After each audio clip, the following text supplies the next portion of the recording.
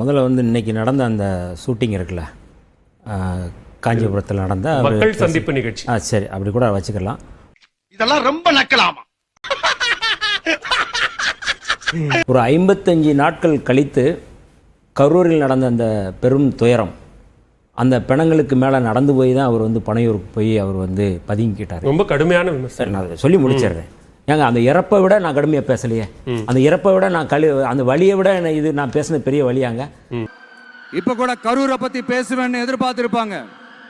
அதை நான் கொஞ்சம் அப்புறமா பேசுகிறேன்.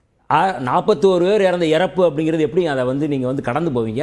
அதை நான் அப்புறம் பேசுவேன் அப்படின்னு சொல்லிட்டு எப்படிங்க பேசுவேன்? குறைஞ்சபட்சம் முதல்ல வந்து அவங்களுக்கு அஞ்சலி செலுத்துறதுக்காக ஒரு நாகரிகத்தை கற்றுக்கிட்டாங்களா?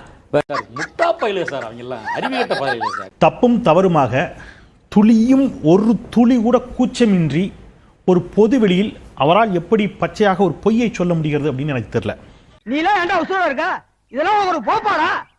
இன்றைக்கு பேசுகின்ற பொழுது துளியும் கூச்சமின்றி சொல்கிறார், வகுவாரிய சட்ட திருத்த மசோதாவிற்கு முதலில் வழக்கு தொடர்ந்தது நாங்க தான், எங்களுக்கு கொள்கை இல்லையான்னு கேட்கிறார். வகுப்பு சட்டத்தை எதிர்த்து உச்ச நீதிமன்றத்துக்கு முதல்ல போன நமக்கு கொள்கை இல்லையா? காமெடி வேண்டாம், நான் சொல்லிட்டேன். நானு காமெடி பண்ணாதன்னு சொல்லியிருக்கேன். நானு எல்லோரும் வழக்கு தொடுத்த பிறகு கடைசியா போய் இணைந்தவர் திரு விஜய் அவர்கள். அபிஷேக் மனு சிங்கு வேற ஒருத்தருக்கு ஆஜரானார். ஆனால் 13ஆம் தேதி இவங்க போய் தங்களுடைய மனுவை கொடுக்குறாங்க. அதுல பிழை இருக்குதுன்னு திருப்பி அனுப்பி திருத்தப்பட்ட மனுவை 15ஆம் தேதி இவங்க கொடுத்தாங்க. 16ஆம் தேதி அது விசாரணைக்கு வந்துச்சு மொத்த வழக்கம். அப்பல வருத்தப்படுறியா? நமக்கு தான் சூடு சுரணே கிடையாது, இது எப்பவும் நடக்கிறதானே. நீங்க எப்படி வந்து உங்களால வந்து ஒரு பச்சையா வந்து ஒவ்வொரு இடத்துலயும் இப்படி பொய்ய சொல்ல முடியுது அப்படிங்கிறது இருக்குல்ல. இதற்கு வந்து அவர் வந்து அரசு அமைப்புகள் அப்படிங்கறத தாண்டி ஒரு அரசியல் கட்சியா நாங்க அரசியல் கட்சியாவும் மற்ற கட்சிகள் இதற்கு முன்பாக எதிர்ப்பு தெரிவித்து விட்டார்கள். CAA அறிவிச்சதுக்கு அப்புறம் அப்ப நம்ம கட்சி ஆரம்பிக்கிறதுக்கு முன்னாடியே எதிர்த்த நமக்கு கொள்கை இல்லையா? இந்த இவனுக்கு ஒரு சீட் எடுத்து பாருங்க ஐயா, வெறும் பொய்யா சொல்லிக்கிட்டு தெரியலாம். CAA நான் கட்சி ஆரம்பிக்கிறதுக்கு முன்னாடியே எதிர்த்தேங்கிறாரு. CAAவுக்கு எதிராக வந்து 2020 அவ்வளவு பெரிய போராட்டங்கள் நடந்துச்சு. இவர் களத்தில் இருந்தார். அந்த போராட்டத்தில் எந்த ஊர்ல போராடினாரு? சாகின்பாக்னு இங்க அவ்வளவு போராட்டம் நடந்துச்சுல. விஜய் வந்து நேரில் உட்கார்ந்து நாள் கணக்கா உட்கார்ந்து போராடினாங்க. நீங்க நாள் கணக்கா உட்கார்ந்து எந்த ஊர்ல போராடினீங்க? விஜய் எந்த ஊர்ல அப்படி நாள் கணக்கில் உட்கார்ந்து போராடினாரு? நான் உங்ககிட்ட விளையாட்டா பேசுற போராடிக்கிட்டு நம்பிட்டீங்க. ஒவ்வொரு வீட்டுல இருக்கிற ஒவ்வொருத்தரும் மினிமம் டிகிரி படிச்சிருக்கணும். எங்களுக்கு தெரியும் நீ சூத்த மூடு. நான் வந்து கல்வி நிலையங்கள், நான் வந்து உயர்கல்வியை என்ஷூர் பண்ணுவேன். AICTE சொல்லுது தமிழ்நாடு கல்வியில் இந்தியாவில் தலை சிறந்த மாநிலம். சொல்வது நான் அல்ல, செந்தில்வெல்ல AICTE. சரி, தலை சிறந்த 100 உயர்கல்வி நிறுவனங்களை ஒன்றிய அரசு இப்ப பட்டியலிட்டுச்சு. அதுல 17 கல்வி நிறுவனங்களோடு தமிழ்நாடு முதலிடத்தில் இருக்கிறது. இது பெருவாரியான கல்வி நிறுவனங்கள் முத்தமிழறிஞர் டாக்டர் கலைஞருடைய ஆட்சி காலத்தில் உருவாக்கப்பட்டவை. உனக்கு தெரியுது, அவங்களுக்கு தெரியலையா? இந்தியாவில் முதல் முறையாக ஒரு பழங்குடியின மாணவி NIT-குள்ள போயிருக்கிறாங்க. பச்சைமலையை சேர்ந்த மாணவி. இந்த போன வருஷம் மட்டும் UPSC 57 பேர் இங்க இருந்து தேர்வானதுல 50 பேர் நான் முதல்வன் திட்டத்தின் கீழ் போனவங்க, தேர்ச்சி பெற்றவர்கள். எதுல? அரசு பள்ளி மாணவர்கள். உங்களை என்ன நம்ம எல்லாரையும் பொய் சொல்லி நம்ப வச்சு ஓட்டு போட வச்சு ஏமாத்தினாங்கல்ல, அப்படி ஏமாத்தி ஆட்சிக்கு வந்து நல்லது செய்யற மாதிரி நடிக்கிறாங்கல்ல, நாடகம் ஆடுறாங்கல்ல, அவங்களை எப்படி நம்ம கேள்வி கேட்காம இருக்க முடியும்? வருஷத்துக்கு ஒரு கிரிக்கெட்ட சிக்கிறா சாமி. இன்னைக்கு என்ன சொல்றாரு அவர்? ஒரு தோணை ஏற்படுத்துறாரு. அவர் ஏதோ 2021 திமுகவுக்காக கொடி பிடிச்சு வால் போஸ்ட் ஒட்டி சோறு ஒட்டி தெருவா போய் பரப்புரை செய்து அதனாலதான் திமுக வெற்றி பெற்றது மாதிரியும், வெற்றி பெற்ற பிறகு நீங்க வந்து கொடுத்த வாக்குறுதியை கிட்டத்தட்ட அப்படிதான் பேசுறாரு. நாங்க உங்களை நம்புனோம், நாங்க உங்களுக்கு வாக்களித்தோம், நீங்க ஏமாத்திட்டீங்க. 2-3 இடத்துல அதை சொல்றாரு. உள்ளபடியே இவர் ஒரே ஒரு முறைதான் தேர்தலில் வெளிப்படையாக ஆதரித்து ஒருவருக்காக வேலை செய்தார். அது மறைந்த முதலமைச்சர் மரியாதைக்குரிய மேடம் ஜெயலலிதா அவங்க. அதிமுகவிற்கு ஆதரவாக ஒரு அணிலை போல வேலை செய்ததாக அவரே சொன்னார்.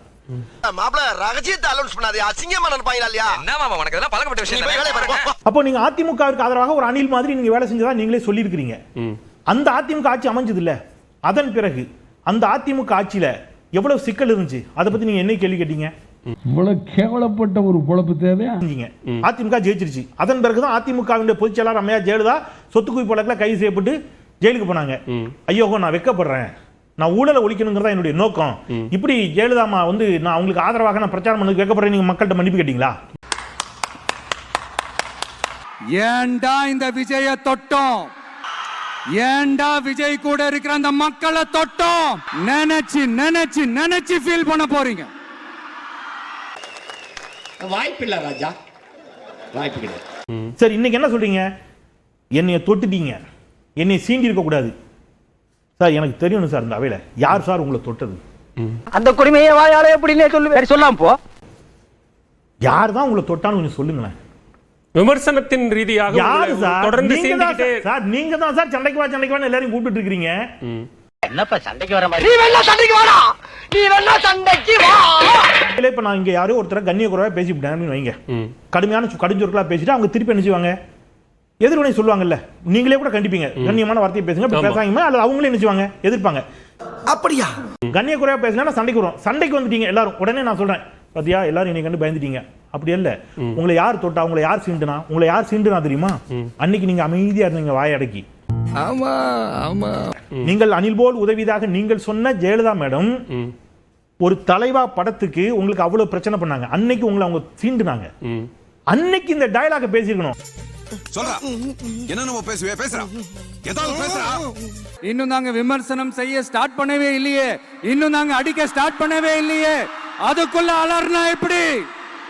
ஓ சாமி, வேற இவர் வந்து அது என்ன நாளை தீர்ப்பு படம் நடித்தார்ல, அப்ப திமுக இவரை எதிர்த்துச்சா? ரசிகன் படத்தில் இவர் நடனம் ஆடிய போது திமுக இவரை எதிர்த்துச்சா? துப்பாக்கி படத்தின் போது எதிர்த்தாங்களா? சார் ஒண்ணு வேண்டாம், காட்சியில் ஊழல் இவர் ஒன்று சொன்னார் 2G ஒரு படத்துல டயலாக் வச்சார், கத்தி படத்துல.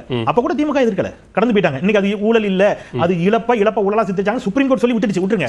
ஆனா இவர் ஒண்ணு சொன்னார்ல, இது வரைக்கும் யாரும் ஒண்ணும் பேசல. இப்ப நீங்க அரசியல் கட்சின்னு ஆரம்பித்து பொது வாழ்க்கைக்கு வந்து சிஎம் பார்த்து அங்கிள் மீங்க, சிஎம் ஸ்டாலின் சார் மீங்க, நீங்க எல்லா குற்றச்சாட்டுகளையும் சொல்லுவீங்க, 75 ஆண்டுகால கட்சியை பவளவேலா பாப்பாம்பீங்க.